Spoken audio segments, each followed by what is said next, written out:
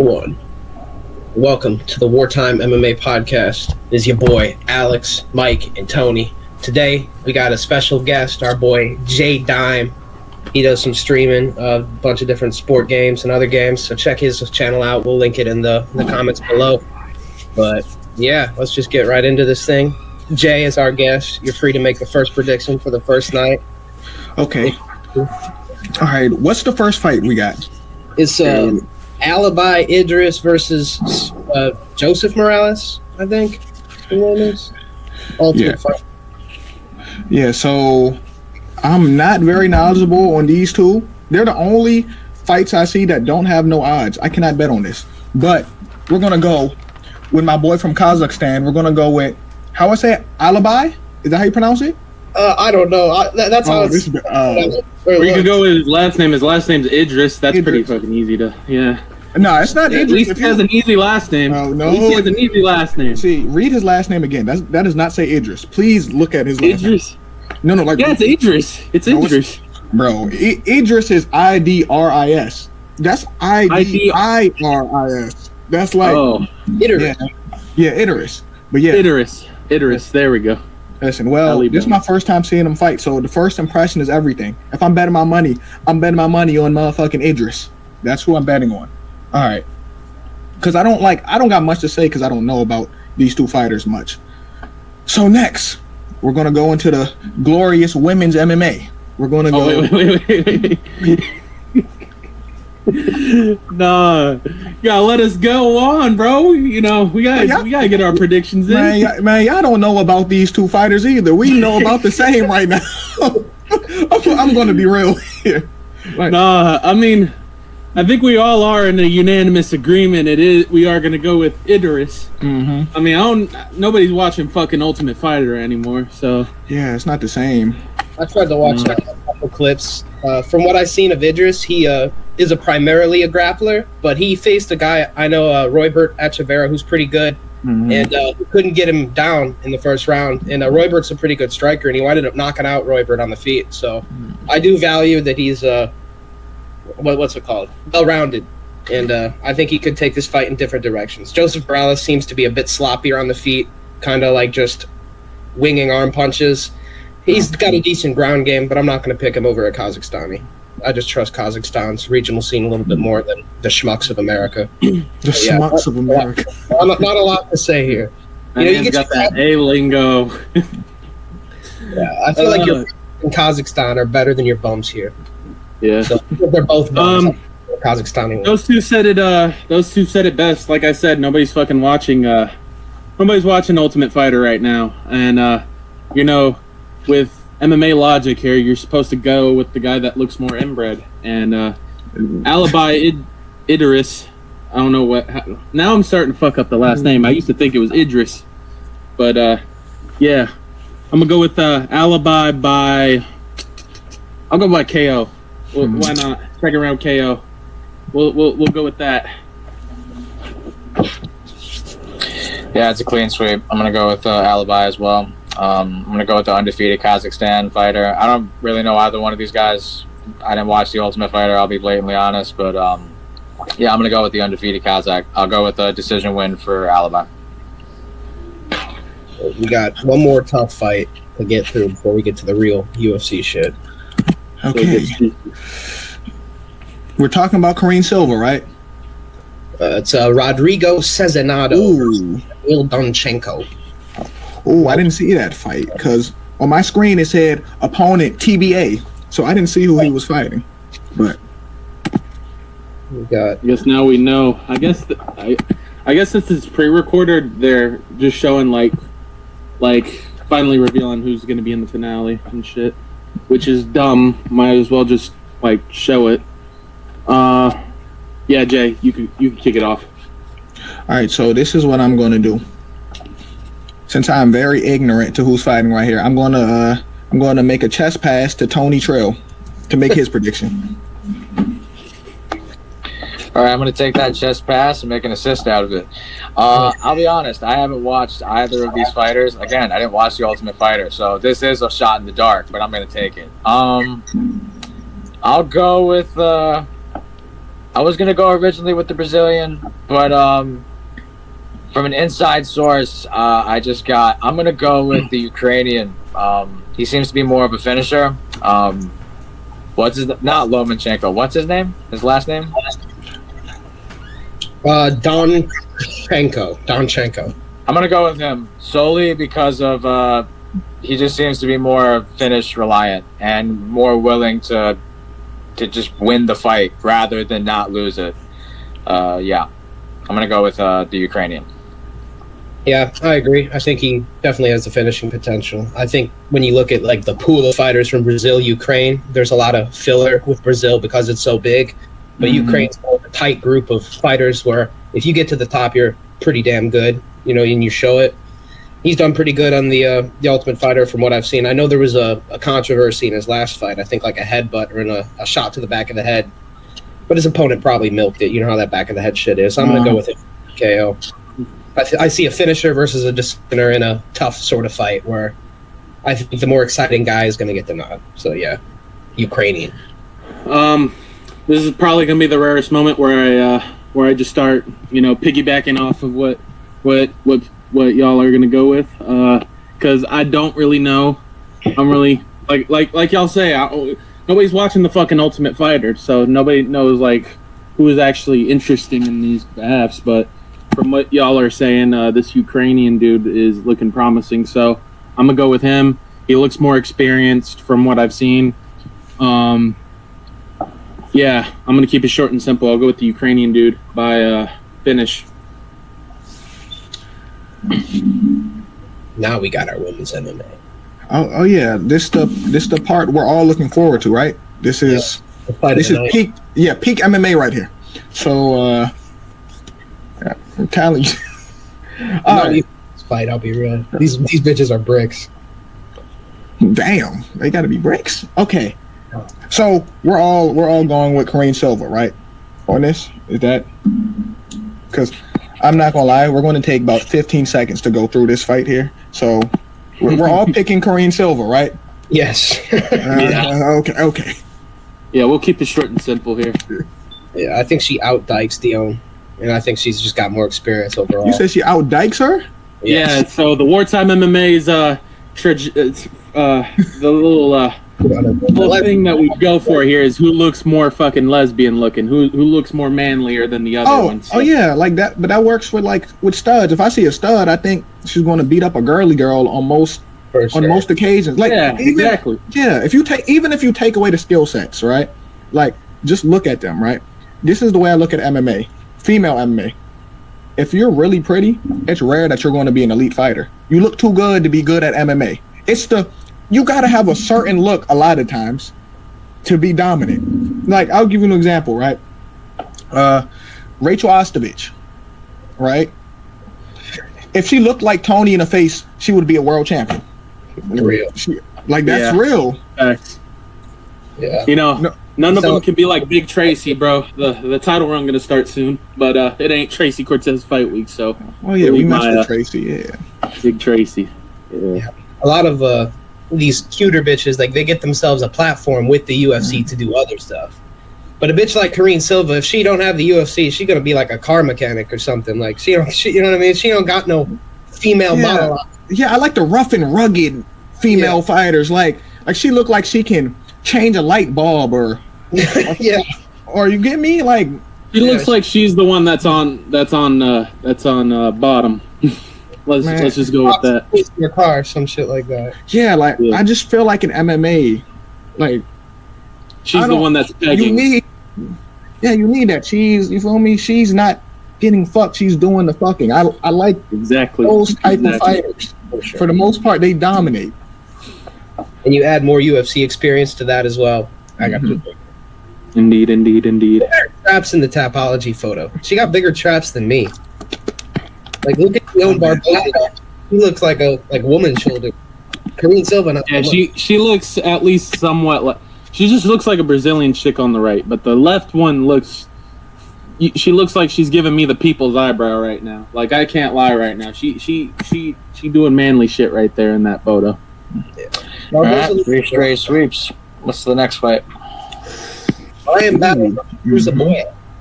Ooh. Tough fight. Jay? Ooh, okay. First of all, I'm going with my boy Brian Battle. That's one. I got him by decision too. I got Brian Battle by decision. But I'm looking at the odds right now. It's minus 170 for Brian Battle, plus 140. I'm not pronouncing. I'm sorry. I butcher names. But it's plus 140. And I think that's a pick'em fight, but I can't go against Brian Battle. Even though when he fought Randy Brown, you could argue it went the other way.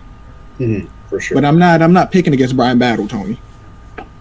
I'm gonna side with Jay here. I think Brian Battle's gonna win this. If Joaquin Buckley can tag you up and he's like this yee high and Ruzaboyev is 6'5". No, we like Buckley here, but like but if I don't know, man, it's just like Ruzaboyev's good, but I think Brian Battle is not that level to where he's gonna lose to a Ruzaboyev. Maybe Ruzaboyev can win mainly because like he's not gonna have to cut all that fucking weight, but who knows? Dude's 6'5" and 185 pounds, so either way, he's probably gonna cut a fuck ton of weight. But yeah, I'm gonna keep it short and simple. I'm gonna go with Brian Battle. I'm gonna agree with Jay. I think I'm gonna go with decision here, a 29-28 decision. Maybe Ruzaboyev will do good in the first round, and then probably gas out, and Brian Battle will start picking him apart in the second or third. But I could see a finish. Yeah, it was a tough fight for me actually to predict for several weeks. I think I had Ruzaboyev for a while, but the thing that made me switch to Brian Battle is the cardio. And I've seen Ruzaboyev tire out in almost every one of his fights, and I think that's the type of fight where Brian Battle wins. Like, even if they are relatively close in their skill sets. I think, like, the striking's probably pretty close, but the power is Ruzaboyev and the size goes to him. Grappling's probably also close, but Brian Battle kind of uses it more. And he's got the cardio. And if somebody's pushing a pace later on into this fight and has the cardio to come back from a bad moment, it's Brian Battle. Whereas I think if Ruzaboyev does put Brian Battle in a bad moment, he might just gas out.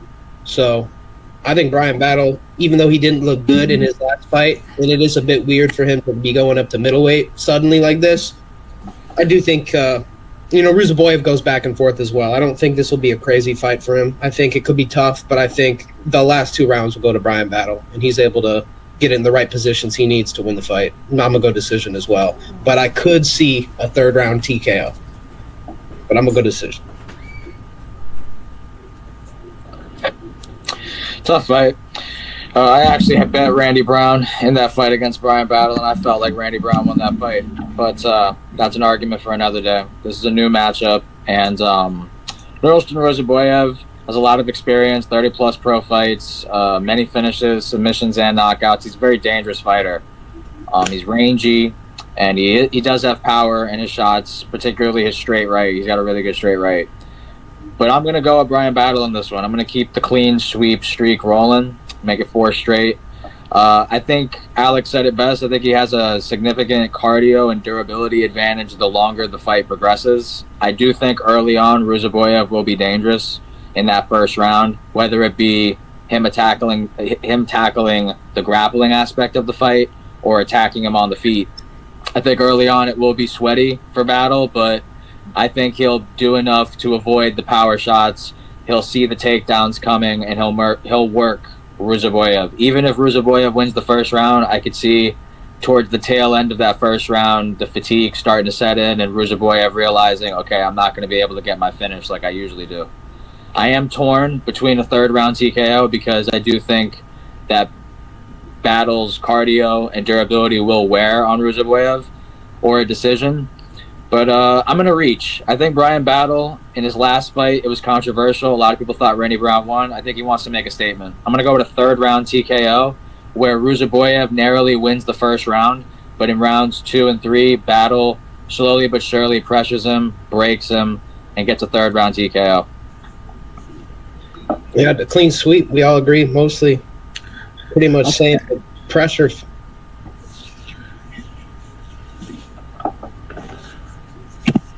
Ready to move on? Yeah, what we got next? All right, we got Edson Barbosa taking on Jakar Close. Oh, it's time to disagree now. We agreed with too much. Like, it's time. So I'm going with Edson.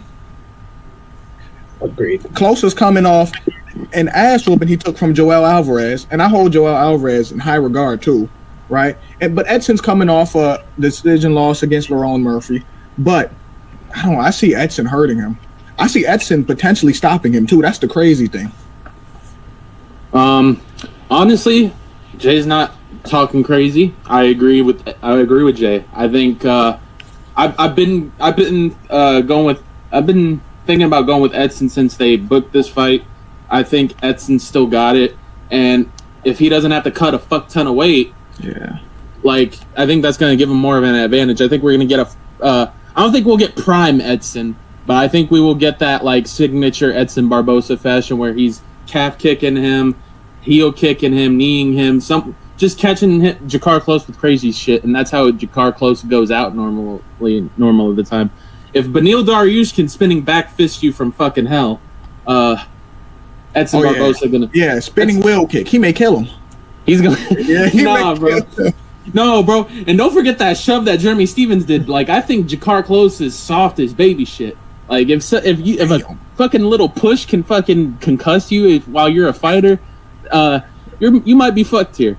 And I think Edson is I think people are sleeping on Edson here, man. I think Edson is only losing to tough fighters. He's losing to, let me see who's losing to. Lerone Murphy. I don't like Lerone Murphy, but he's a respectable fighter to lose to. Mm-hmm. He's losing to who else? Who else did he lose to? Lost to Bryce Mitchell. At the time, Bryce Mitchell was undefeated, and we didn't know how far he was going to go. Same with Giga. Giga was on that whole fucking route that he was going to put it on for Georgian fighters. But I think Giga's also not a bad loss either. Like, I think Edson is very, very underrated. I don't think Edson will go far, but I think people are sleeping on the man, bro. So yeah, enough of me yapping, enough of me glazing. I'm gonna keep this short and simple. I'm gonna go with Edson Barboza. I'm gonna go with second round KO or a third round KO. I think he's just gonna I just think he's gonna pick apart Jakar Close here. Yeah, so far, clean sweep. I got to go with Edson as well. I think, even though Edson is getting older, Jakar truly isn't much younger than he is. They might even be like the same age. But I think, kind of going off what Mike said, I don't think it'll be like a prime Barboza, but I do think he'll look refreshed in a lot of ways. I don't think that weight cut will be dragging on him as much. I could see the kicks coming back out. Even if, like, he's kind of resorted to more of a boxing style lately, Barboza, but I think even if he boxes with Jakar, he can win that. And going off of what Jay said, I think Jakar is like the perfect, I think he's a Billy Quarantillo type of matchup. Like, this is somebody that Barboza can still sleep. You know what I mean? Like, this ain't somebody who's too much for him in his old age. I think this could be like he lets Jakar come in and he catches him with the knee after he gets him, depending on a takedown. Like, I could see this being a first round KO, suddenly. And I think I'm going to pick him to do that. I don't think Jakar is on the level even Barboza's recent opponents. I think Lerone would probably KO Jakar. And that's a featherweight, somebody who doesn't get finishes. I don't think very highly of Jakar. Joel isn't a bad loss, but he really raped the fuck out of him. Like, at least put up a fight. And, I just think, like Mike said, the push, I don't think he's very durable. I don't know if... I could see it being a decision, but I think Barboza can catch him with some big shit early. I'm going to go Barboza first round, brutal KO, flatline. Knee or something, wheel kick, head kick, something crazy.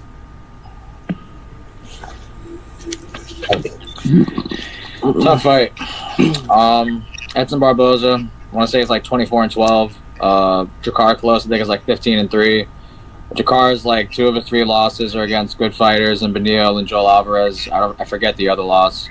Barboza, for the most part, he loses to a certain caliber of competition as well, whether it's at 145 or 155. Both these guys are old, and I'm not gonna lie, I really was leaning Jakar Close, oddly enough, because I do think that his wrestling isn't bad. His striking isn't very good, and his durability has always been a question in fights. But he does have legit wrestling, and I do think he can get Edson down in this fight. But after mulling it over and thinking about it, I'm going to switch my pick. I'm going to keep the clean sweep streak rolling. I'm going to go with Edson Barboza, and the reason being is that I feel in this fight he's under the impression that he just has to look out for the takedown, and I feel like if he can make the fight as simple and as black and white as that, in the striking exchanges, I expect him to be sharp, try to maximize the calf kick, kicks in general. He's been boxing more than lately, his last couple performances, but I think he's the superior striker in this fight. Speed, I reckon, should still be on Edson side. If he can just avoid the takedowns, he has an opportunity to look really good here. So I'm going to go with Edson Barboza in a decision win, where I could see a late finish as well, or finish in general, but I'll go with a decision. I think in that first round, I could see Jakar getting the takedown, getting control time, but Edson will work his way back up, and throughout the next 2 rounds, he would have landed the cleaner shots, the more efficient shots, and get his hand raised. I'm going to go with an Edson Barboza decision win. Keep the clean sweep streak rolling. Indeed. Alexander Hernandez versus Chase Hooper. Oh, yeah. Okay.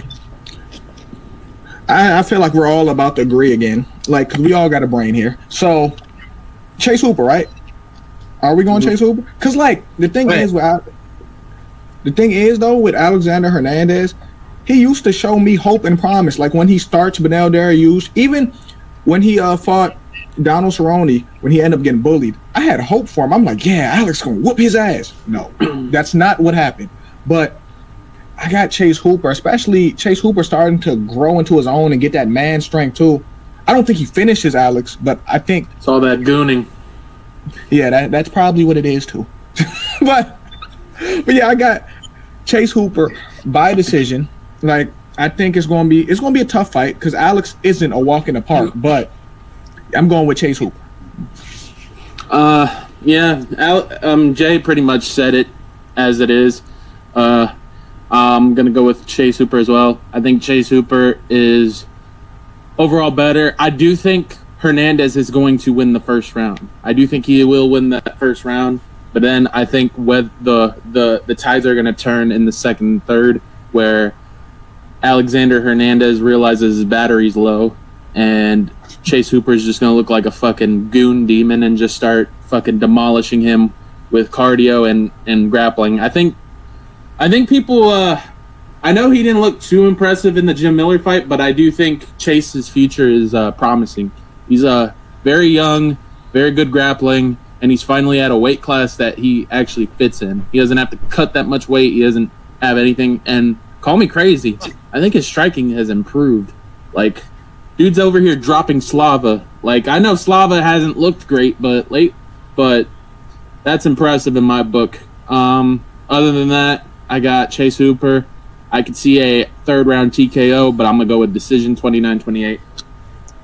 Yeah, I also have to go with Chase Hooper. I think like right now is a pivotal point in his career because he's still improving, and we're able to see that like from fight to fight. Like, it wasn't too long ago, I want to say, like, him and Clay Guida went to like a grappling match decision, and now he's subbing Clay Guida and won in like this year or last year.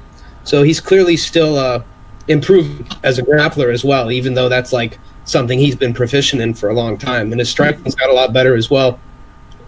And, you know, I think Alexander Hernandez on the feet, I still have to go with Hernandez because he's proven he's got the power. He does have good boxing, and I think he could put away Chase. But I think Chase is smarter now on the feet. I don't think he sticks his chin up as much as he used to. He has more defensive awareness overall. And as far as the ground game goes, I think Hernandez has good takedown defense, but I don't think that matters because Chase Hooper don't really shoot traditional double legs, single legs. He's always on like some bullshit. Like, he's going to get to the cage and scale your back, and then you're going to try to escape, and he's going to out-scramble you, and now you're on the ground. Like, he's not shooting traditional wrestling double and singles. He'll make like a scramble and then take your back or get on top. And like, even if he gets you in a place where like you're in full guard on top or half guard on top, that's still way more dangerous for Hernandez than I think even it would be for like some of his more recent opponents, like the grapplers like Guida and Jim Miller. I think Hernandez, if he goes down to the ground with Hooper, he's fucked, simply put. I think if he gets him there in the first round dry, I think Hooper gets a submission, an armbar, or a triangle. I'm going to go first round, Chase Hooper submission. Tony, all you, brother. Tough fight. I honestly do think it was a tougher fight than people make it out to be. I know Chase Hooper is the prospect. He's improved ever so since coming from featherweight to lightweight. It's been the best career choice he's ever made. And in hindsight, that last loss at featherweight, it wasn't to some slouch. It was to Steve Garcia, who's on a run right now at 145.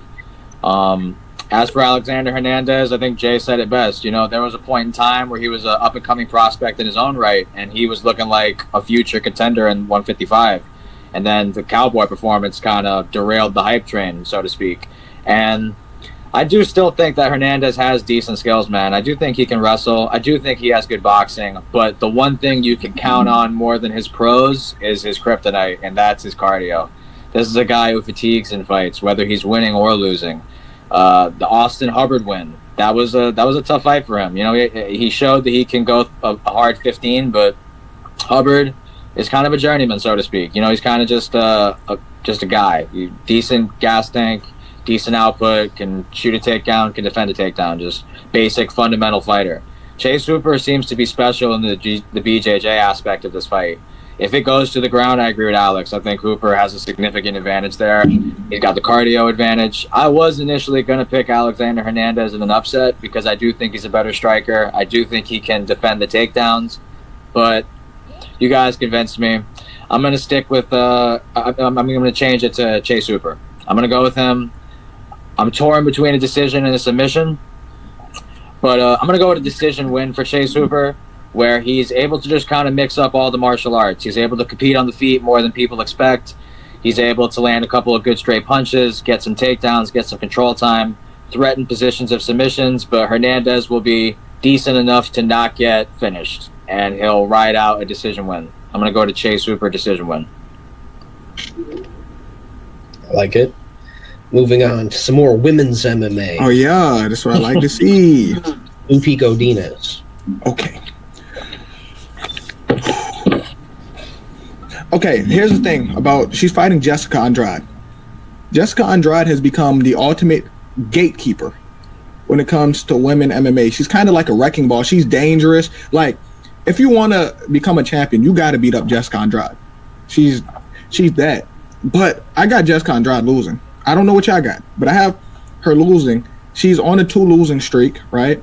And the thing is, I know it's women's MMA, but 10 out of her 14 losses are by finish. So, like, it's possible Jessica Andrade get finished, but it's not an easy fight because she's a wrecking ball. Like, you know how, like, you remember when Meatball was in the UFC, right? I think Jessica Andrade's nickname should be Meatball. She reminds me of a meatball. Like, she's like a little meatball, little wrecking ball. She's the real meatball. I think Jessica Andrade loses that, though, and it won't do nothing for her stock because it's Jessica Andrade. We kind of expect it. But, yeah, I got Lupi putting belt to ass. Yeah, Jay said it best. Andrade hasn't really looked that great since in a minute. I know she's like probably putting on a little bit of wins. To be honest, I don't really remember too much because I don't pay too much attention to women's fights. But I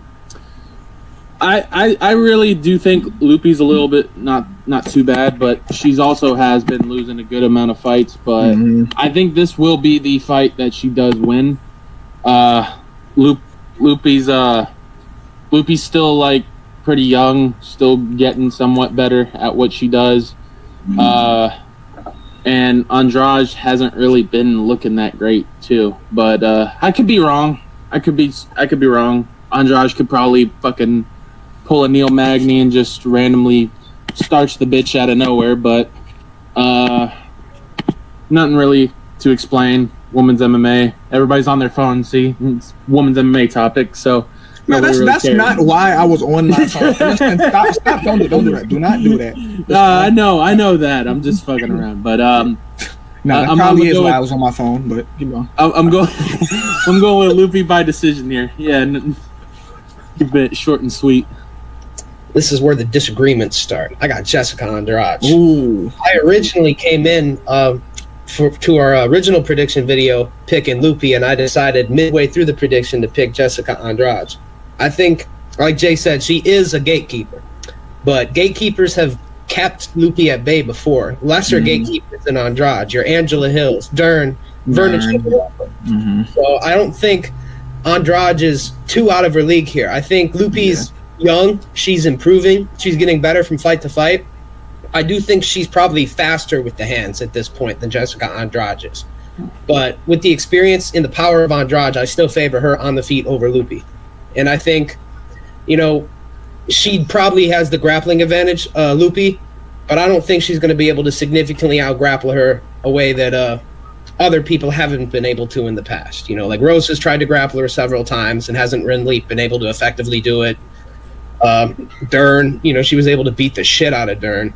I think, like that meatball frame you speak of, Jay, that'll help in defending takedowns from Lupi, who is kind of a wrestler more than a jiu-jitsu fighter. I think on the ground she's relatively safe, even if she does lose some minutes. And I favor the power of Jessica Andrade. But yeah, I think this is a step up in gatekeeper, and I don't think Lupi's able to do it. But I think a couple more years, she'll find herself back in this position again. She'll have another shot at it because the UFC loves Mexicans, and they'll keep putting her in positions. But I think right now, I got Jessica Andrade. I'm going to say 29-28. I could see it being close. Tough fight. A pioneer of women's MMA. This is a fighter who fought in 3 different weight classes in Jessica Andrade. She fought at 135, she fought at 115, she fought at 125. She's faced champions, contenders, you name it. The who's who of pretty much women's MMA, essentially. Lupi Godinez, the younger fighter, better record, more to gain for the promotion if she wins, I reckon. Andrade seems to be past her prime. As Jay said, 2-fight losing streak. That's not great at this age.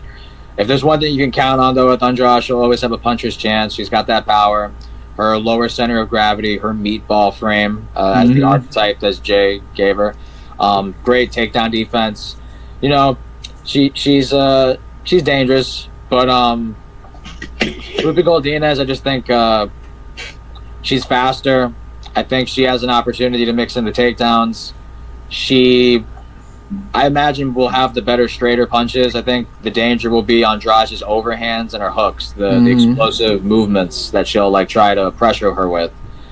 And I'm just gonna go with Lupi Godinez in a decision win where she mixes it up. I think Andrade is going to be dangerous, and there will be moments that'll get sweaty.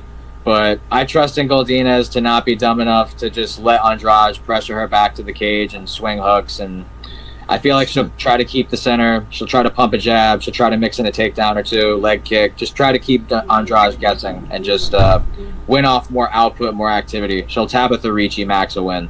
I'm going to go to Lupi Godinez decision win. Tabitha Ricci max.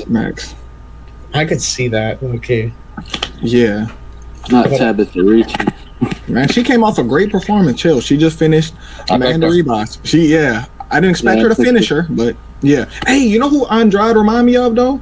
She remind me of Michael Chandler in a weird way. I don't mind that. That's actually a good take. They fight similar, yeah. They have skills that they can do things that they don't do. Man, they're the same archetype. That is the same player build. Her and Michael Chandler. No, for real. That's actually a great comp. Power punches and slams. That's all they have.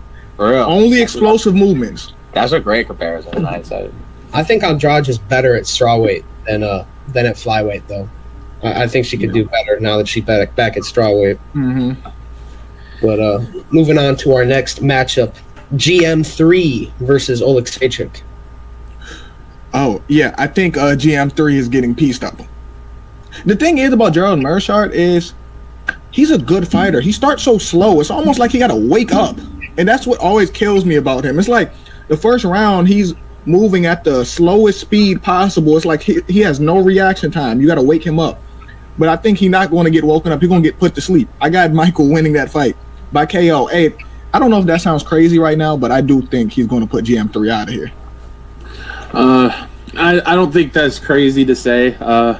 I'm going to go with Mikhail Oleksiejczuk as well. Ever since that man got a new fresh pair of Fighting Nerds glasses, that man's been looking like a fucking demon.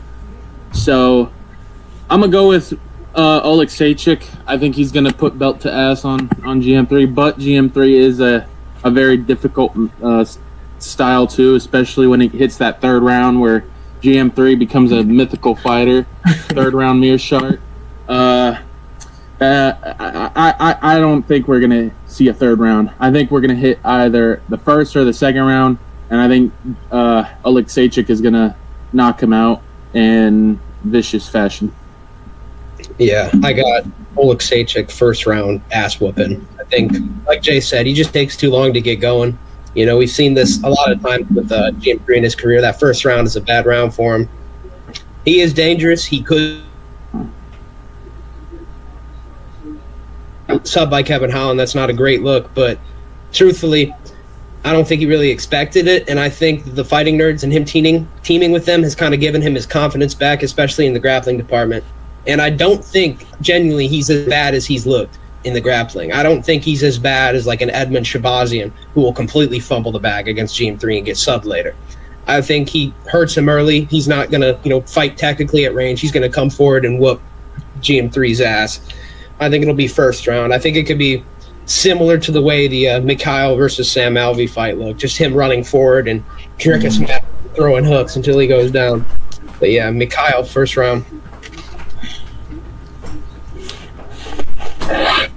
This is a fun fight. These two guys are specialists in their own brands of martial arts. I think GM3, I'm almost positive he's top 5, if not top 3 all-time submissions in middleweight history.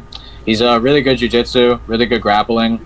But Alex and Jay and Mike all said it best. This is a guy, he's got skills, but he does start slow. And I think they call him GM3 because I think he was waiting for the third round to really turn up. And it's dangerous because I think Oleksiejczyk has got really good boxing, good pressure, good aggression, good power. He's a very dangerous fighter with his hands.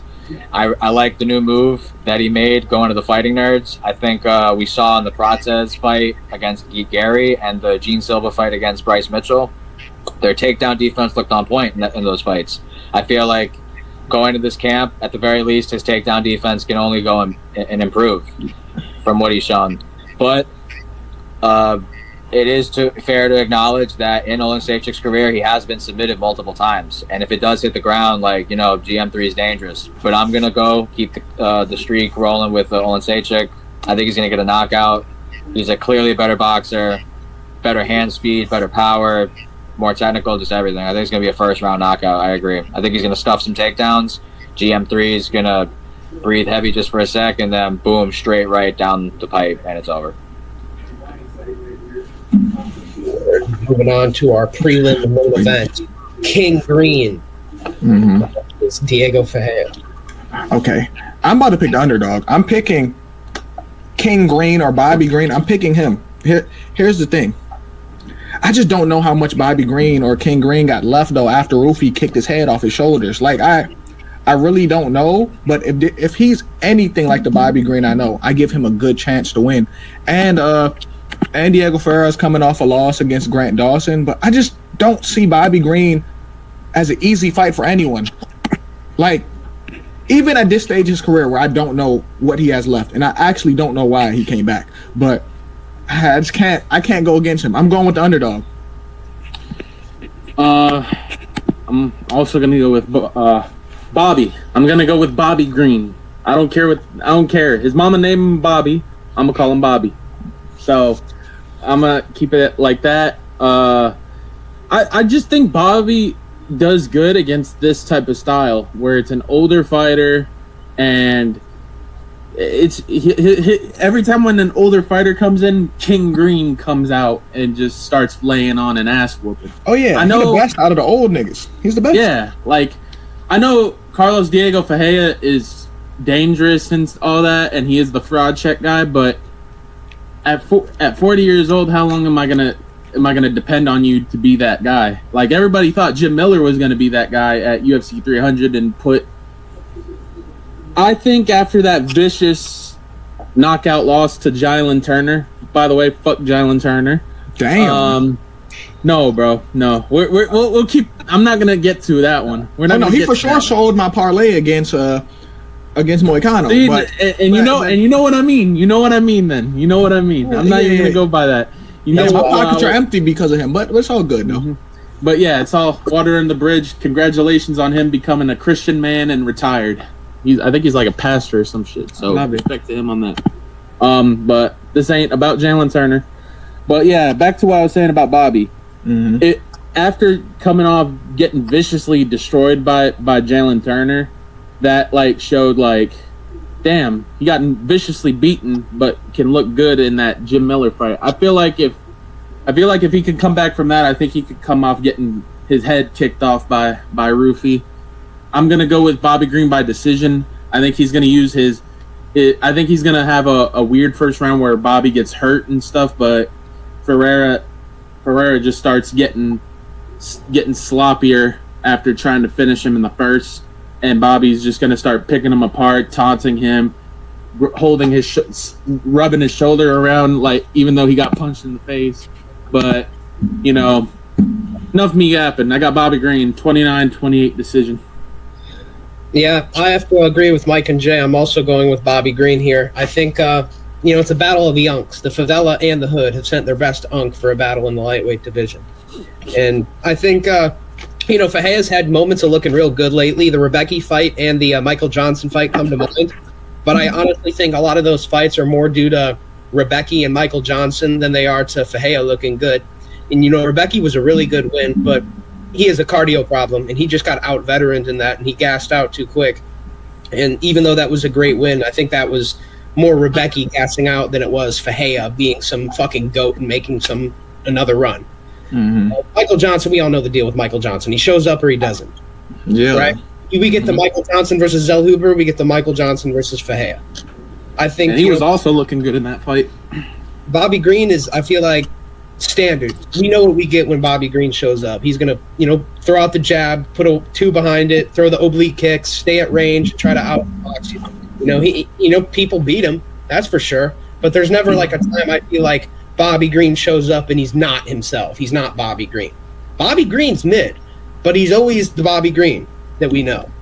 And I think on the feet, he's going to be able to outbox Fajea. I don't think Fajea is going to be able to get to the takedowns like he wants. I could definitely see getting him there, but I don't think he really doesn't have submissions for being like a jiu-jitsu guy. He's just kind of like out scrambling guys, and he's got great scrambling ability, but I don't think it's really going to be in that type of range. I think it's going to be a boxing fight. I think he trusts his hands more now than he ever has, and I think that's a bad thing when you're facing Bobby Green. I think he's going to be running into jabs all night. I'm going to go 30-27 or 29, but 29 Bobby Green. Just sticking the jab on him, staying at range, outboxing him. It's a very interesting fight. A decade ago, these guys were still like ranked fairly highly at lightweight. Honestly, Diego Fajea, Bobby Green, they're like hallmark veterans of this weight class. Bobby Green, I think, is got good footwork. He's a counter striker, in my opinion. I feel like he doesn't really engage. I feel like he really capitalizes on using his head movement and setting up counters and different angles where he's able to attack his opponent. He's got good gas tank, decent takedown defense, good footwork. He's a solid fighter, solid striker. And I know he's got the gas tank to go 15. Diego Fajea, though, I look at his career and I think, like, for the most part, he only really loses to, like, Grant Dawson, Dustin Poirier, Mateusz Gamrot. Who's the other loss he lost to? I think he lost. Beneil Dariush. Yeah. Beneil Dariush. These are, like, good lightweights. These are good fighters. And he's getting out grappled by Dawson, but on the feet, he's only really losing to Poirier. And I have money on Gamrot in that fight against him, and like he had a rib injury, and like he kneed him perfectly in the rib, and I got really lucky there, honestly, in my opinion. But going back to this fight, I'm gonna go Carlos Diego Fajea, man. I actually think the gap in boxing between Bobby Green and Michael Johnson is not that significant. In fact, I reckon Michael Johnson is a better offensive boxer than Bobby Green. I think he's better going forward. I think he's got better combinations. I think his hand speed is equivalent, if not greater. And I think his power is greater. Bobby Green, though, I think is a better jab maybe than Michael Johnson. And he's got better footwork and better head movement and defensive awareness. They're like different styles of boxing. I think Johnson's better going forward, and I think Bobby's better going back. Mm-hmm. I think Diego Fajea has the option of mixing in the leg kicks. He can attempt takedowns. On paper, I reckon he's a better jiu-jitsu guy. And a fight this reminds me of, that even if it doesn't really go the way for Fajea, I could still see him getting a Thiago Moises-esque decision against Bobby Green. Bobby Green in his career has been on like the wrong side of decisions a lot. And if this fight is a scrap, I trust Carlos Diego Ferreira's durability and chin more than Bobby Green's right now. I see him go to war with Tavish Rebecki. I've seen him put away Michael Johnson. I feel like the finish potential is Ferreira. I feel like I trust his chin more, and I think he has more ways to attack Bobby Green than Bobby Green has to attack him. So I'm going to go with Diego Ferreira. I'm just torn how. I think he could win a decision. I think he could sub him. I think he could knock him out. I think he could win all 3 ways. I'll go with the decision win for Carlos Diego Ferreira, where he mixes in takedowns, leg kicks, hangs in the boxing, lands the bigger shots. Just shows he's the better fighter in 2025. I'm going to go with Diego Ferreira. Yeah, I don't mind my pick. That's a tough fight to call. Moving on to the first main card fight, Tim versus Kai Asakura. All right, so this is a tough one. This is tough because, first of all, I am picking Kai, but it's tough because Kai, welcome to the UFC, was against the champion. Hey, they're dead wrong. I know what they were trying to do, but they're dead wrong for putting him up against Pantoja right when he get into the UFC. Like, we need to start giving these niggas warm-up fights. Like, god damn, the fuck he fighting Pantoja for? Like bro, like, I know the build-up was nice. We was giving him some false hope. Like, he's likable, but nigga, was he really going to win? Did he really have a chance against Pantoja? Like, realistically. Like, no. So, that's tough. I don't think Tim Elliott's an easy win either, but I'm going with Kai. I think this is Kai's real first UFC fight, because that Pantoja shit was not a fight. That was great. Besides him landing that motherfucking knee, that really wasn't a fight for real. So this is his first real welcome to the UFC. And I got Kai. Is it by finish? I don't know. I'll go Kai decision.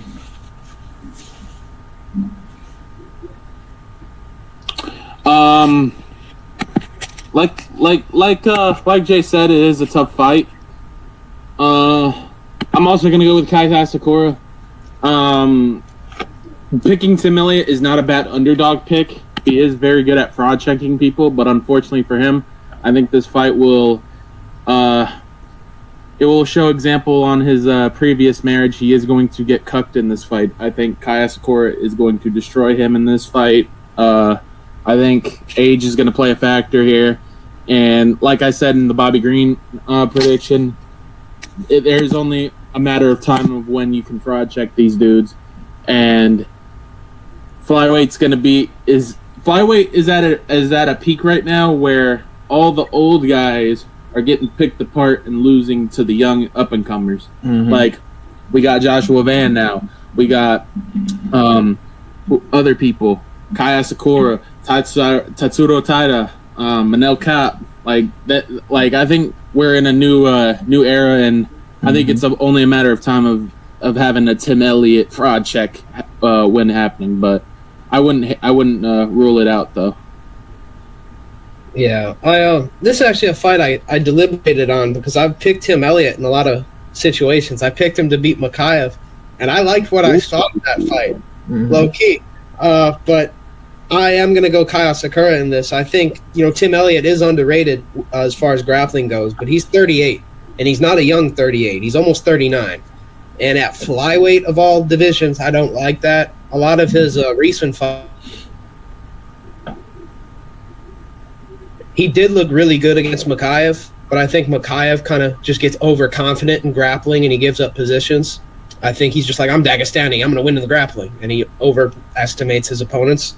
I don't think, like subbing Sumu Darji or out-grappling Carlos Hernandez is going to make me go, wow. Like, I think Kai Asakura is really dangerous. In that fourth round against Pantoja, he came out like a bat out of hell. He hit him with a good flying knee. After that, we all know what happened. But I think if that's Tim Elliott in that fight, that knee might just put him out, and he might not be able to get him down fast enough. And I think Kai Asakura could put him out in one. I think he's very dangerous early, and I think, he's been in title fights. He's been 5 rounds before in Rizin. Like, I do think he can go pretty hard for a long time. I don't think cardio is really going to be on Kai Asakura's mind particularly like that. He is moving out flyweight. He's been mostly fighting at bantamweight, so maybe he will. But I like his clinch. I think the awkward style of Tim Elliott will put him into clinch situations, which is somewhere I do not think he wants to be against a guy like Kai Asakura, who's got brutal elbows and knees. I could see a knee to the body putting him out. I could see an elbow in the clinch and stuff like that. I don't think Tim Elliott's 39-year-old body is going to be able to take up damage, these other guys. So I'm going to go first round clinch knee to the body, TKO by Kai Asakura. It's dangerous if he gets to the ground, but Kai Asakura is a lot more dangerous on the feet than I think Elliott is on the ground. And just younger. So yeah, Kai Asakura, first round clinch knees. Tony, are you here? Yes. Yeah, I think it's a bounce back performance for Kai Asakura, to be honest. His first fight in the UFC, I mean, it's about as tough as ask as you could possibly give a flyweight. You're giving him an all-time great in the history of the weight class in Pantoja, who's on a run that I don't even need to speak on. I think his dominance speaks for itself. To get that in your first matchup, I mean, in hindsight, what was supposed to happen. As for this fight, former Ultimate Fighter winner Tim Elliott, savvy veteran, he's not a bad fighter. He's got an awkward style. He's decent on the ground. He's got decent wrestling. He's kind of solid everywhere to an extent. Kai Asakura, I feel like his style is very aggressive, very forward-moving, very, very pressure-heavy. He's got power, good frame for the division. I feel like if he keeps this fight standing, he knocks out Tim Elliott, to be honest. I really do. I think Tim's awkward style works best against someone who's trying to be conventional, traditional, technical, like does everything like the textbook, per se. Kai Asakura don't fight like that. Kai Asakura is trying to take your head off every second of the fight. I feel like that awkwardness is going to get bulldozed by his aggression. And that's going to either lead towards knees, elbows, straights, hooks, uppercuts. Like, I could think of a variety of different ways I could see Kai Asakura getting the knockout. But I do think he gets the knockout. So I'm going to go to Kai Asakura. I'm torn between first and second. I'll go second. I think Asakura is going to hurt Tim Elliott after he defends some takedowns in the first round, and Tim Elliott will kind of survive it. But then in the second round, he'll just be still disoriented, still concussed, and Asakura will just smell blood in the water and kill him in the second. I'm going to go to second round TKO for Kai Asakura and a bounce back. Clean sweep. Next fight of the main card, Cannonier versus MVP. Okay. Y'all going, hey, I don't know who y'all got. I think Jared Cannonier will not touch MVP. I think, Jared Cannonier still has that power. He's in his 40s right now. I don't think he's fast enough to hit him. I think he's going to have to try to mix in leg kicks, right? He's going to try to mix in grappling. I think MVP is going to skate around him and piece him up from the outside. I got MVP by decision. I think it's an easy pick right now.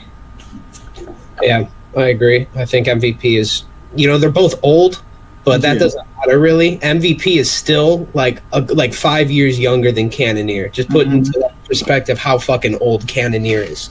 And the speed is on a completely different level. Night and day.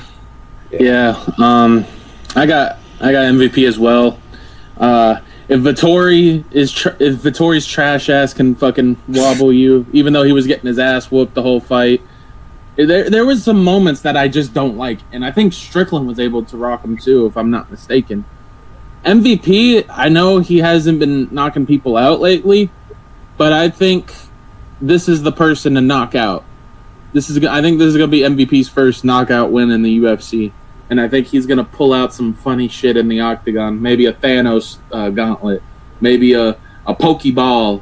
Or some shit like that. He's probably going to bring something funny out after decapitating Jared's old ass. Damn. But yeah, I think the only way Jared can win is by wrestling MVP. I think that's the only way. Maybe he could catch MVP on some weird shit, but if you told me if this was MVP's first middleweight fight, and I didn't watch the Shara fight, maybe I could probably sway my way. But after watching that Shara fight, man, MVP was still pretty fast, man. Nothing really showed like a man moving up a weight class. He showed he was still the MVP that does funny little things in his stance and just catching people or randomly just making people miss and laughing at them, taunting at them. I think MVP is going to get it done. I think he's going to knock him out in the second round. Yeah, I alluded to it, but MVP is my pick. You know, they're both old, but 37 for MVP makes 41 look like fucking 80 years old. And I think Cannonier is just going to be too slow. I think on paper, Cannonier with the leg kicks and the power, he can recreate the Douglas Lima KO, but that's catching lightning in a bottle. I remember Douglas Lima went for it a second time in their second fight, so maybe Cannonier could try. But I don't really think he's going to be able to connect with any big shots, like especially with the hands. Maybe the leg kicks will be there, but I really think it's grapple or bust for Cannonier, and I don't think that kind of like the Kevin Holland fight. Kevin Holland's more of a striker by trade, so when he is in the grappling, he doesn't have the dominance of like a, you know, even a Vittori or a Brunson, a mid-level grappler actually. And I think Cannonier is a striker. You know, eventually he will revert back to what he does best, or it'll come back to the feet. Even if he's able to, you know, Kevin Holland get him down in the second round and get some moments, eventually I think he will still lose the fight and it will be on the feet mostly.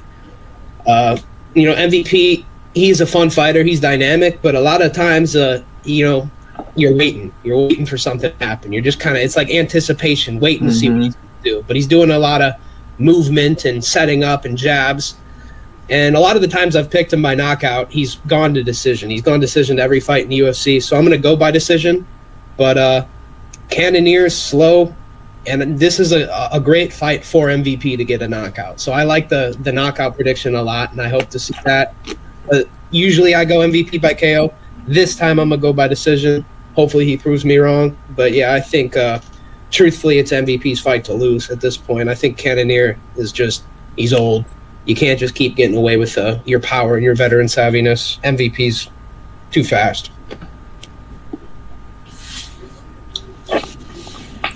It's a good fight on the main card. Jared Cannonier, former title challenger. You know, he's one of the rare examples in MMA where a weight cut actually goes successful, dropping down a weight class. Having fought at heavyweight, 205, he's found a home at 185. He's made himself into a contender in this division, and that's really impressive to be able to go through adversity earlier in your career and then cut down basically 2 weight classes and be a top-tier contender in that weight class. I do think that's impressive. MVP, he's always been one of my favorite fighters outside of the UFC, so when he came to the UFC, I was happy. And he had a good debut win. Then he lost to Ian Gary. And then he got a good upset win in Saudi against Shara Bullet. Upset? So, yeah, he was the underdog. Shara Bullet was the favorite. Char was the underdog, yeah. Oh, no, MVP was the underdog. He was the underdog in that? Against Shara Bullet? No. Yeah, MVP. That's MVP crazy. But yeah. MVP. I got easy money on that one. I can show the ticket and all. Yeah. And, you know, MVP, he's a world-class striker. I think he's got great footwork, great speed, accuracy, timing, and he's just every limb, every appendage just seems to be a weapon, whether it's his punches, his knees, his kicks. He's just so explosive and dynamic, but he's calculated as well with it. He doesn't just rush forward. He sets it up. Jared Cannonier, he's got the power, I would say. Punch for punch, I reckon he hits harder. He's got great leg kicks.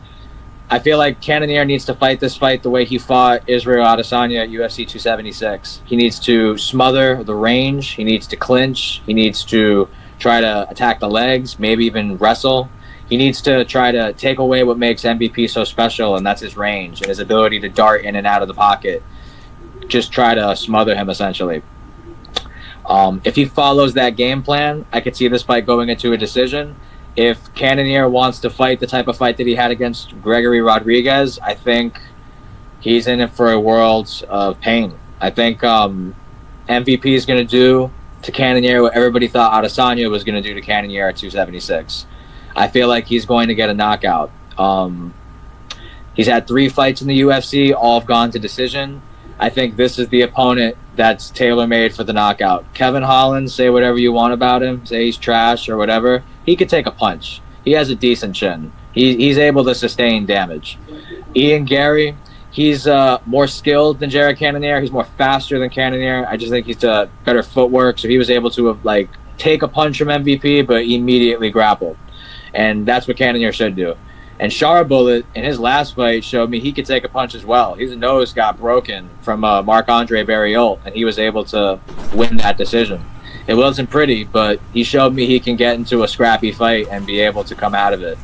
I don't trust Jared Cannonier's durability right now. He's getting older. He's coming off a couple knockout losses. I think this is set up perfect for MVP. If this fight's on the feet, I think MVP is about to get a highlight reel knockout. I think it's going to be nice. So, yeah, I'm going to go with the MVP knockout. I'll say I'll go with Mike. I'll go round 2. I think we're in for a great performance from MVP.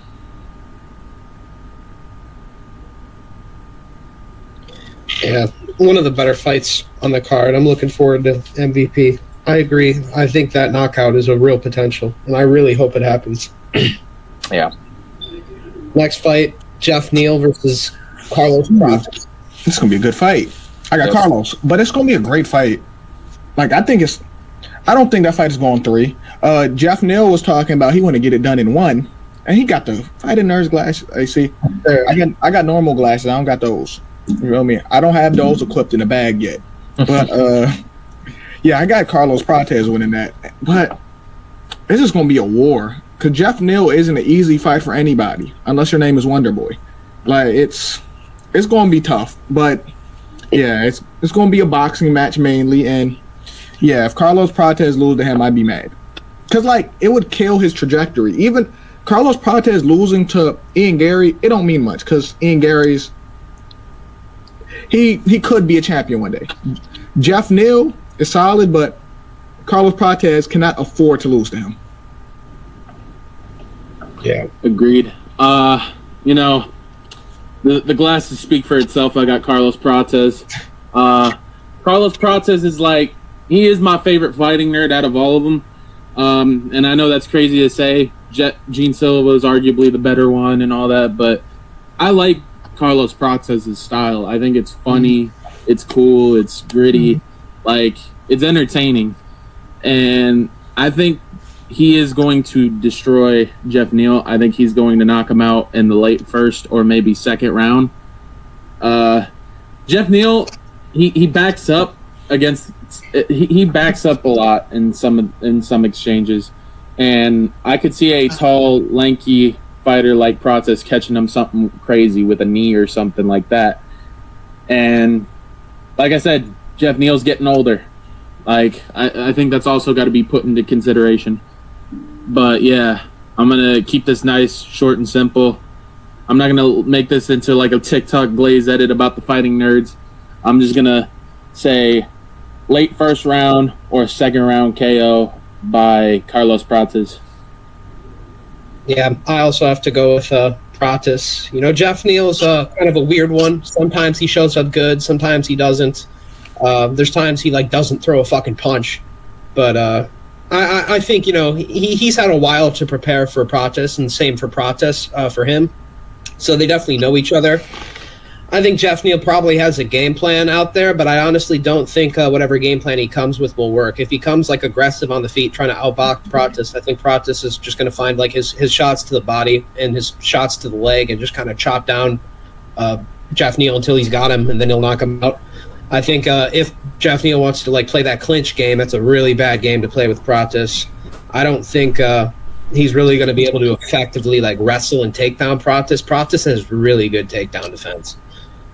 Didn't look so much in the Ian Gary fight, but I think he's got good enough takedown defense to mostly defend all of Jeff Neal's takedowns. And I think that'll just leave us with a striking fight where we got a guy who's longer, has got more power, has got more weapons, better in the clinch. You know, he's got knockouts with pretty much 8 limbs. Jeff Neal is going to come out and try to put you away with these. You know, he doesn't throw a lot of kicks. He doesn't throw a lot of anything else other than the hands. You know, he will go into the clinch sometimes and try to win that way. But like I said, I think that's a bad idea. I think he's just outmatched. I think Prates is pretty much going to get him any way he wants. I don't think a lot changed from my prediction the first time. I know people try to blow up like, oh, you smoke cigarettes, shit, but a lot of fighters smoke weed, and that's never really like the Diaz brothers are known for smoking, and they got great cardio. So I don't think like nobody should really look into it like that. But yeah, I think Pratis probably gets him done by the end of the first or early second round. I think he'll make his reads and just knock him out.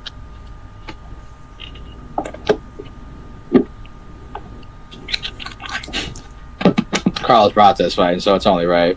Yeah, he cracked it up early. Thought you were saving that for the main event, Tony. He said, "Fuck that." Get started. Carlos Pratis fighting, you got to. A Henny bottle for Carlos Pratis. I shouldn't even call that a bottle. Shooter. Yeah. It's a little baby bottle. Little babysitter. Like a sample. All right. With that soju. This is a fantastic fight, man. This is a great fight in the welterweight division. This is going to be one for Chicago to remember. This is going to be a great fight, man. Really hyped for this one. This is a striker's delight, really. Jeff Neal, I've sticked up for him in a lot of conversations off stream. I think he's a good welterweight, man. 16-6 record. I think it's very misleading. I think Jeff Neal's got really good boxing, really good takedown defense, and he's got some sneaky wins. This is a guy who beat the former champion of the world, Bilal Muhammad, by knockout. This is a guy who triple uppercut combinized Vicente Luque. That was 8. It was 8. It was not 3. It was motherfucking 8. Yeah, it was like 8. It was like an 8 uppercut. He's got sneaky wins, man. I think Jeff Neal is a really good welterweight. I really do. And in the Ian Gary fight, if the dude would have thrown in the clinch, I think he makes that fight a lot closer than what it appeared. But as for Carlos Pratis, coming off a loss to Ian Gary, he lost that fight. I thought he very much lost the first few rounds consecutively, pretty candidly. Like, he was getting out volumed like something fierce. But he did show me that he can overcome adversity a little bit in rounds 4 and 5 and hurt Ian Gary and honestly come close to finishing Ian Gary. That would have been a huge win for his career. As for this fight, I think it's going to play out for the majority on the feet. I don't see any of these guys really wrestling. I could see some clinch exchanges, though, for sure. I could see that. And if it's in the clinch, I reckon we've seen, Pratis get a knee knockout. His Muay Thai is great. He's got great knees. Every appendage of Carlos Pratis is a weapon. He's got kicks, elbows, punches, like you name it. He's got multitude ways of getting a knockout. I think it's going to be reminiscent of the Shavkat fight a little bit. It's going to be a scrap. This is going to be a war. I think Pratis knocks out Neal simply because he just has more weapons to offer in this fight. He can attack the legs. He has high kicks. He's got knees in the clinch, elbows. I think Jeff Neal is honestly the better boxer. Technicality-wise, hand speed, I do think Jeff Neal is the better boxer in this matchup. But I think Pratis has more ways of mixing up the striking. I love Pratis' composure in the striking. Even when he's losing on the feet, he knows he's never out of it because he's setting himself in a position to get the kill shot. So I think he's going to get a knockout, and I think he's going to finish Jeff Neal quicker than Shavkat did, but it'll still be in the 3rd round. I'm going to go with a 3rd round knockout in a great fight, a scrap. This is going to be a great fight. 3rd round knockout, Carlos Pratis. And it's going to be a knee to the body up against the vets. I can see that. If it's a great fight, I think it depends on what Jeff Neal shows up. You know what I mean? I think the one that fought Shavkat that missed weight will show up. If that's the case, we're in for a scrap for sure. I think we're going to have a good one. People forget, man. Trevin Giles was doing good before he died. Trevin Giles was doing good against Pratis before he died. Before he died, facts. Right. And Pratis is that type of guy. You could be doing good, and then you're dead. Yeah. But moving on to our co-main event, Aaron Pico versus Lerone Murphy. Ooh, okay. This fight, I'm gonna be real. I want Aaron Pico to win in his debut, but I'm so skeptical when these fighters come over from Bellator because for the most part, besides MVP, they get their ass whooped. And he's not walking to the UFC for an easy fight, which I think the UFC do that on purpose. They always get thrown to the wolves. Like, whether you like Lerone Murphy or not, there's a world where he just fights from the outside and just outpoints him and doesn't engage. And it's hard to close that distance. I can easily see that happening. Like, that's why I'm so torn, because I want Aaron Pico to win. Like, I really want him to win his debut, but I know how hard it is to track down Lerone Murphy, and he could frustrate him from the outside. So, let me think. I'm going to go with Aaron Pico. Even though I just said why Lerone Murphy will win, I'm going to go Aaron Pico. Like, I want him to win so badly. Like, so badly right now. Well, I think this is where it all ends here. I'm going with Lerone Murphy. I cannot fucking trust any more Bellator fuckers. My last pick, my last wit's end, I don't know if we had it filmed or not.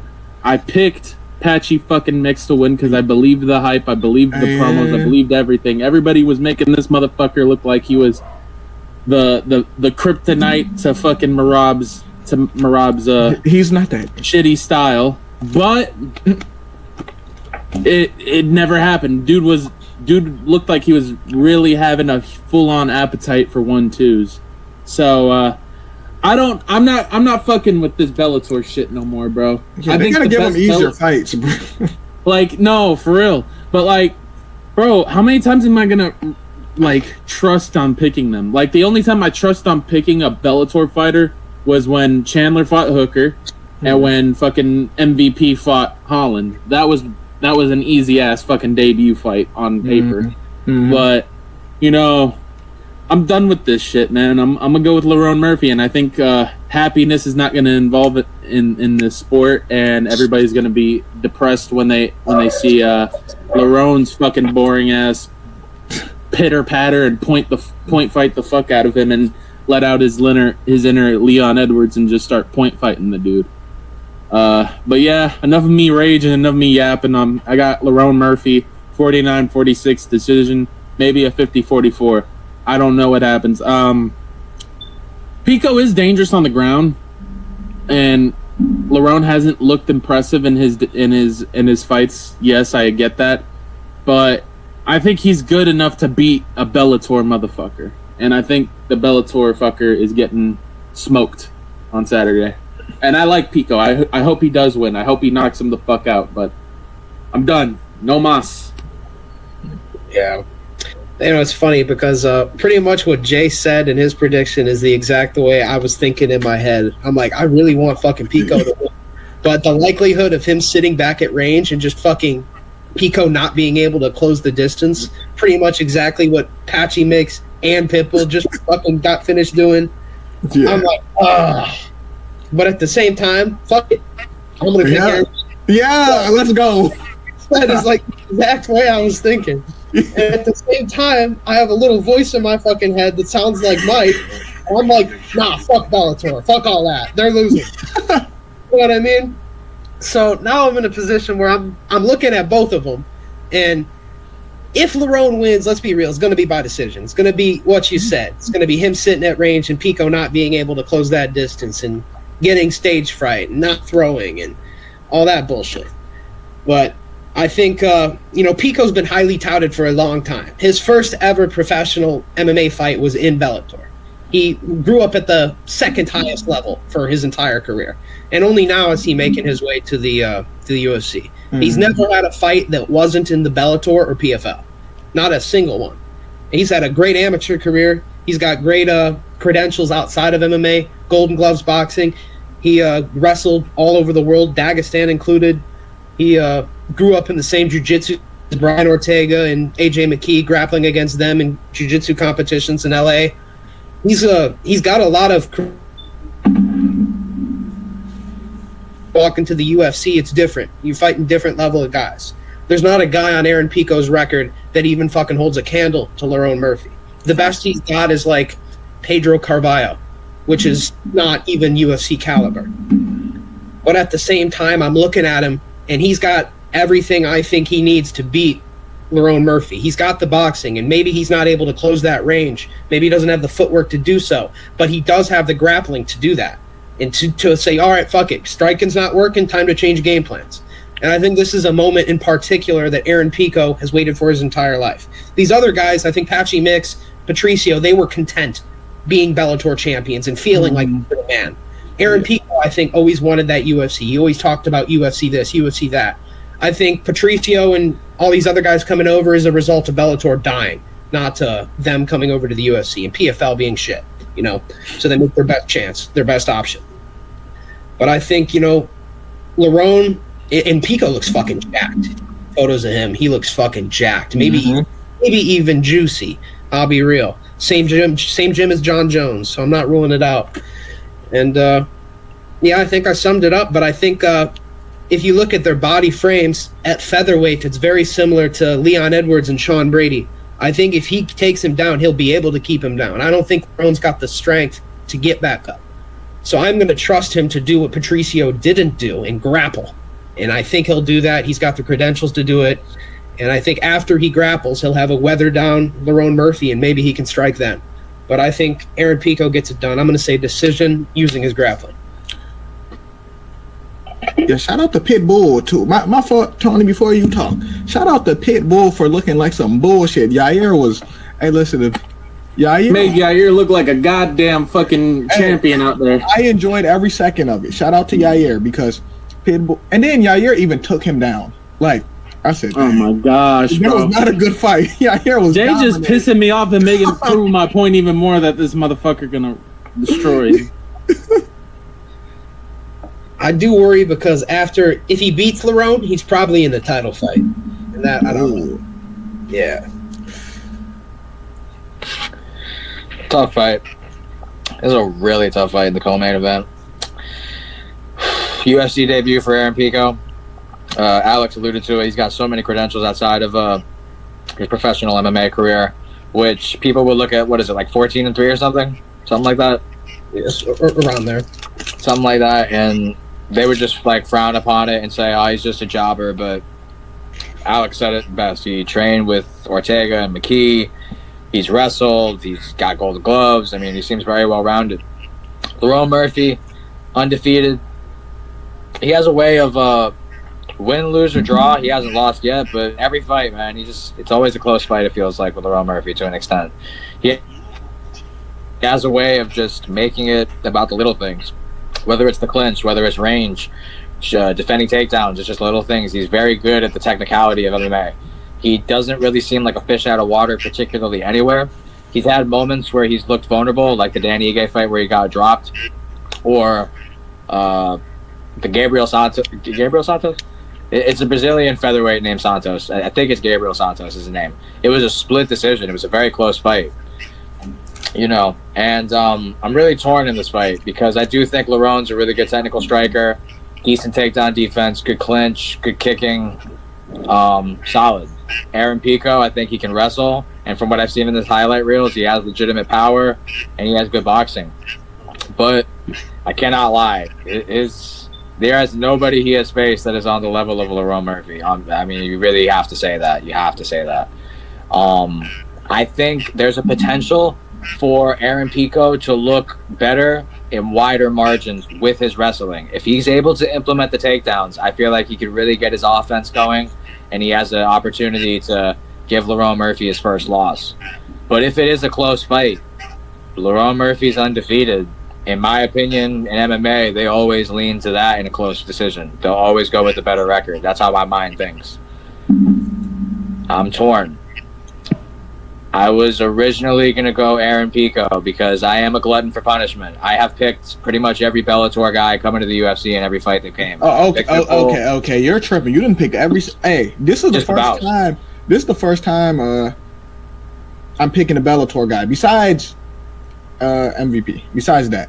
Right. Like, I'm usually picking against them because they feed them Bellator niggas to the wolves. Like, there's never a warm-up fight. Like, yeah. Motherfucking Patchy Mix went against motherfucking Mario Batista. Whether we like Mario or not, he went against him first. Motherfucking Pitbull was getting beat up by Yair. Like, yeah. They don't give them no easy fights. They get thrown to the wolves, and there's a big level difference. Like I said, I think somebody, like, for example, Mario Batista, where's he ranked right now, Tony?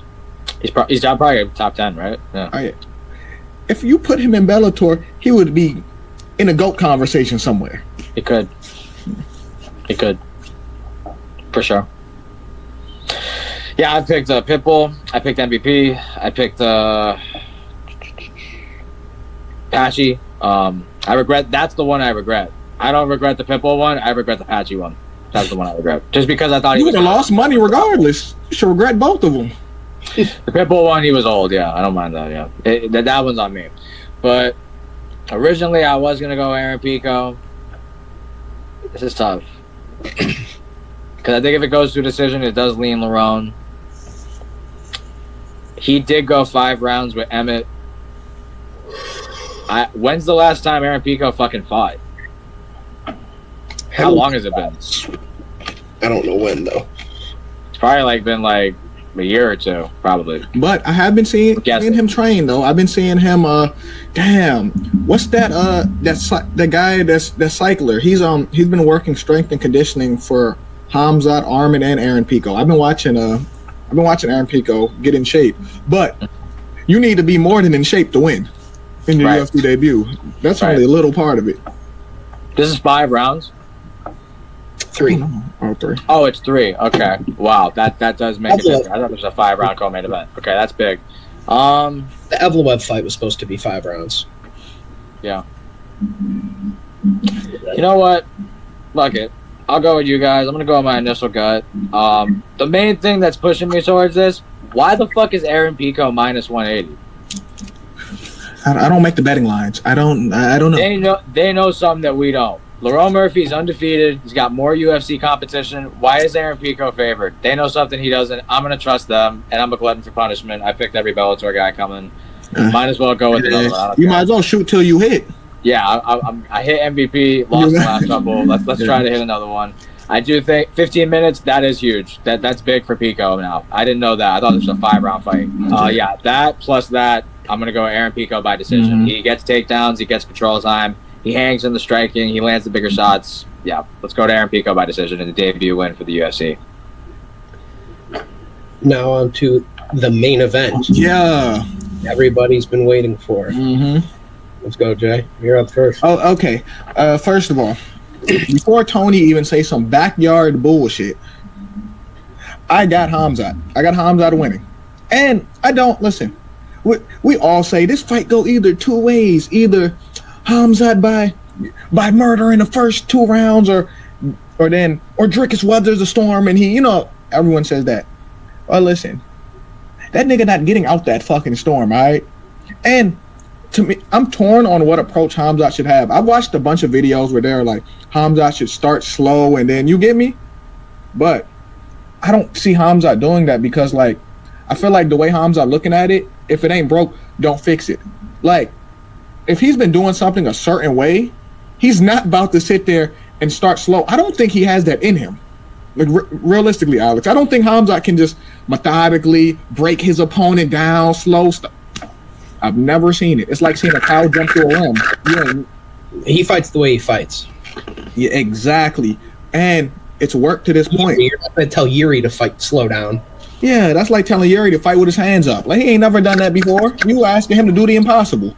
But yeah, I think Hamzat is going to dominate. But like I said, I wouldn't be surprised if Dricus wins. But if Dricus wins this, I will never pick against him ever again. I don't give a fuck if he's going against motherfucking a roided up Vitor Belfort. I don't care if he's going up against motherfucking Jonathan Jones. If he wins this, I won't bet against him. But as much as I say this, I don't think I've bet against him much. The only fights I picked against him was Darren Till, Izzy. Yeah, those about it. I picked him against Sean Strickland both times. But yeah, those 2 fights, I was like, Darren Till gonna piece him up. I'm thinking, Izzy gonna piece him up? He was doing it for a while, but Dricus finds a way to win. He's gritty, and I don't think Dricus is an idiot. As much as it's unorthodox and it look weird what he's doing, there's a thought process behind. He's not an idiot, and I think Dricus has Dricus has his will to win is crazy. Dricus gonna win at all cost, and I can't take that away from him. With that being said, Hamzat by domination. I agree with Jay. I think Hamzat is gonna put belt's ass on this. I do like Dricus. I think the best thing for the sport is Dricus to win. But I got Hamzat, man. I can't underestimate these fucking inbred fuckers, man. They're very tough, and Hamzat's the best out of all. One of the best out of all of them. If he wins, he's going to be the best. Yeah, if he wins, bro, he is going to be a problem. But we're going to have to see what happens. I got Hamzat. It's just, I don't know, man. I don't trust, like, he gets taken down very easy. And I just checked the takedown defense ratio. Dricus' takedown defense is 55%. That's not good going against the Khamzat Chimaev. Like, if you coming in with a 55% takedown defense, Khamzat's turning that shit into a 30% chance into at least stuff in that shit. So I got Khamzat. I think he's gonna either ground and pound TKO him, or I think he's gonna put him in a submission. I for some reason I've been saying it. I think a Darce choke is gonna put him out. I don't think Dricus is gonna tap because I think Dricus is tough. It's tough. I think he's gonna have to be put to sleep, and I think that's what will happen. I got Khamzat. Yeah, this is a very tough fight to call. There's been a lot of fights on this card where it's been tough for me to call it, and I'm sure Tony will glaze this fight up in a minute. But this really is a huge fight, and I'm very excited for it. It's like you got the immovable object in Dricus that just somehow finds a way to win every time, and then you have the unstoppable force Khamzat, which just fucking dominates everybody in a round, and makes it look easy. Even people like Whitaker, who were supposed to have good takedown defense, and made Usman look like a baby. Like that was crazy to me. Like the Usman one, yeah. Yeah, but my prediction is DDP by whatever works. I think into the later rounds. I think I don't. My other prediction originally was Khamzat because truthfully, those first 10 minutes of the fight, he can defeat Dricus. He can take him down, submit him, ground and pound him. He can beat Dricus. But I think Dricus can also beat Khamzat. It depends on what happens in the fight. If Khamzat's able to finish him, which he can, he's going to win, obviously. But if he's not able to do it in 10 minutes, Dricus will win. I think it's a real 5 out of 10 times Dricus wins, and 5 out of 10 times Khamzat. And it depends all on what happens in those first 10 minutes. Sometimes I think Khamzat will do better. Sometimes Dricus would do better. But I think right now there's been a lot of preparation for both guys. He hasn't fought since, what was his last fight? It was Whitaker. So over a year ago, pretty much. He's known he's facing Dricus, pretty much. Unless Dricus were to lose to Strickland, he knows he's facing Dricus or Strickland. Whereas Dricus has pretty much had that same mind. I'm going to face Khamzat after I'm done with Strickland. So they've been preparing for each other for a long time. And I do think Dricus is going to come in with good takedown defense. And I think Khamzat, truthfully, I think people might be getting into his head too much. We have Khabib's talking about you should strike and shit like that. And, kind of like Jay said, I'm kind of also split as to if he should try to reserve the cardio or if he should do what he does best and just fucking try to run through Dricus. Dricus has been a hard guy to run through, so maybe it would be beneficial to take some liberties, but it is a tough one to call. I don't think Khamzat's striking's bad either. I think he could probably strike with Dricus. I just don't think it would go well eventually. But I think if he mixed it in, but does he have the cardio? He's known for getting sick and having this happen in fight week and this happen in fight camp. He's a known overtrainer. Whereas Dricus, he also, it seems like puts a lot of work in at the gym, but it doesn't seem like he really suffers from it as much as Khamzat does. I don't know exactly what he does, but I know a lot of, the guys at ATT, a lot of Dagestanis and a lot of other wrestlers from America, they put their bodies through the fucking ringer in training camp. Even before training camp, they're cranked heavy weights while they're weight cutting, and, that's not good on the joints. Khamzat's, I assume he's going to come in a physical presence as always. I think if I'm looking at what happens before the fight, weight cuts, injuries, illnesses, that's all stuff that Khamzat's probably going to have happen to him before Dricus does. So that makes me think if we do get out second round, Dricus will win. And if anything bad happens, it'll probably happen to Khamzat, which will prevent him, if anybody can prevent anything, from getting a finish in those early rounds. So, I do think it's 50-50, but I think there's more things that go wrong with Khamzat than they can Dricus. If you know what happens if Dricus loses, right? He gets fucking mauled in 2 rounds. But Dricus, Khamzat, maybe he gets TKO'd, maybe he gasses, maybe the weight cut was too much, maybe he has a broken foot, maybe he's sick. there's a lot of things that seemingly can go wrong. And I think that leads me towards the direction of Dricus. And also just, I like to pick the fighters that I feel like can bring the fight longer into the fight and win the later rounds. I like who has more cardio against a gassed out fighter, but it really is close. But I'm going to say Dricus by 5th round TKO. If it goes that route, I think even a decision is risky for Dricus. I think he should try to get that finish, and I think he'll know that. And I think in the 5th round he'll pull it off.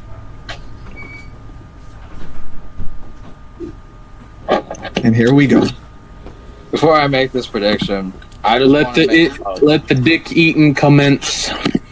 Before I give this prediction, I just want to give a toast to us as fans. We get to watch this fight. Whether you're betting on it, you're picking on it, you're watching it, you are witnessing greatness. So I just want to have a toast to that just before that.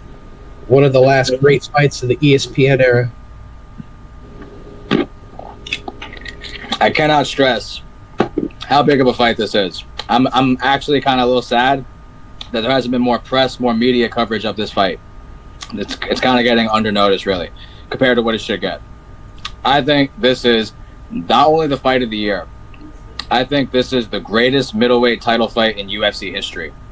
This is undefeated phenom with Olympic caliber wrestling credentials like Khamzat Chimaev versus a guy who's undefeated in the UFC and who has beaten basically 2 of the top 5 all-time greats of his division. These are 2 guys who are undefeated in the UFC, undefeated in middleweight. You cannot ask for more. Whether you're a fan of Chimaev, a fan of Dricus, you get to witness a fight that we have never seen before. I think this is going to be a fight we're going to talk about decades from now. Whoever wins based on their performance. I truly do believe this. Into this matchup, Chimaev, he's a phenom. He's conquered every task in front of him. Everybody they put in front of him, he's beaten them. And he's looked the better part of it. You could argue there was a draw with Usman. You could say the Gilbert Burns fight was a lot tougher than expected. What he did to Robert Whittaker shows the type of caliber of fighter he is. Robert Whittaker, I still think, has all the skills. The durability has been a question. That's just part of his career. As for Dricus, Mike and Alex and Jay will tell you, man, the last couple of years, I've been saying I think this guy is on a trajectory to become the greatest middleweight of all time. You look at his resume as it is, he's already beaten Israel Adesanya, Robert Whittaker, 2 top 5 middleweights of all time. He beat Sean Strickland twice, a former champion. He beat Darren Till, a title contender. Derek Brunson, he doesn't. He's I'm gonna walk off.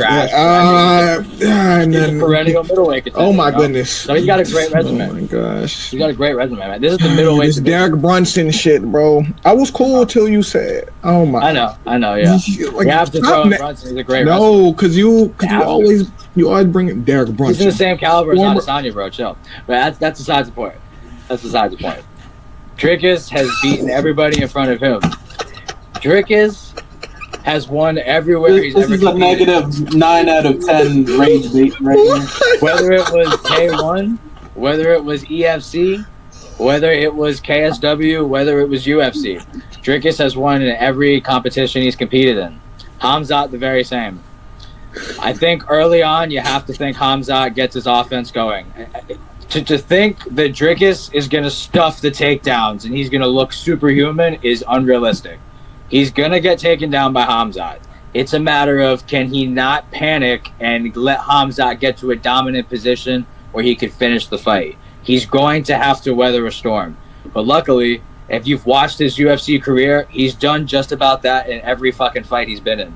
He's faced adversity in some form or way, whether it was the gas tank, whether he was taking shots, whether he was getting out grappled. He has shown that he can find a way to win when the odds are stacked against him. Khamzat, on the other hand, he's been in control in every fight in his UFC career. He's either had the lead or managed it for the last couple rounds. He's always been in the position where he's winning the fight. Dricus has overcome a lot of fights where he was down. In the Israel Adesanya fight, I thought he was down 2-1 going into round 4, and then he finished that fight, and that was epic. And I think that was the best Izzy I've seen in the last 5 years. His boxing looked crisp. I thought he was going forward. I loved what I saw out of Adesanya in that fight. I'm going to go with Dricus to Plessis. I am biased. I have picked him in every fight. I have made money on him, and he is my favorite fighter. So take my pick with a grain of salt. But I don't think he is of the same cloth of Robert Whittaker. No offense to Robert Whittaker. I think Dricus is way tougher than Robert Whittaker. I don't think he's getting put out in one. I don't. I think he is going to lose the first round. I think he may lose the second round. I think he's going to chip away in the third, win a round. Then in the fourth round, he's going to win. And then in the fifth round, I think he's going to knock out Khamzat Chimaev. I think he's going to weather the adversity. He's going to start to defend the takedowns the later the fight gets. And he's going to be winning on the feet. And eventually, he's going to find the shot. I don't trust Khamzat's durability. I think Khamzat is very finish reliant in this fight. It's hard for me to feel that he's going to win 5 rounds when there's an argument he had a draw with Usman in 3. And that's a short notice Usman. Usman does have better takedown defense statistically than Dricus. I'm very aware of that. He's a better wrestler for sure, all of that. And he's got a good gas tank. But it's just a different type of fight with Dricus. You have to worry about everything in the fight. Grappling, striking, clinch, defense, just every aspect of the fight, he is going to threaten. Did you say defense? Yes. You have to keep a high guard on Dricus. You cannot be like lackadaisical against him. I thought you said Dricus had defense. I thought that's what he does. Dricus does have defense. He has a great high guard. When do you see Dricus like really rocked out of his mind? No. Dricus gets hit. He just tanks it. When does he just tanks it. He gets hit a lot. Like, oh my God, he's going to get finished. When do you ever see him in that position? That don't mean he got good defense. He tanks a lot of these shots.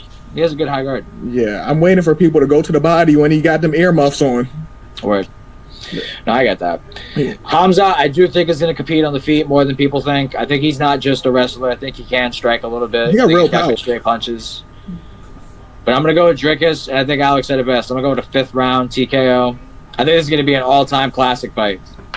And I will say, regardless of who wins, I'm probably not going to pick against them going forward, honestly. If it's Khamzat, I'm not picking against him. If it's Dricus, I think this is the last time we'll ever get Dricus as an underdog. Mm-hmm. So I will be going with my favorite fighter, and I'm going to go to 5th round TKO. Expected. I am biased, though, so take it with a grain of salt.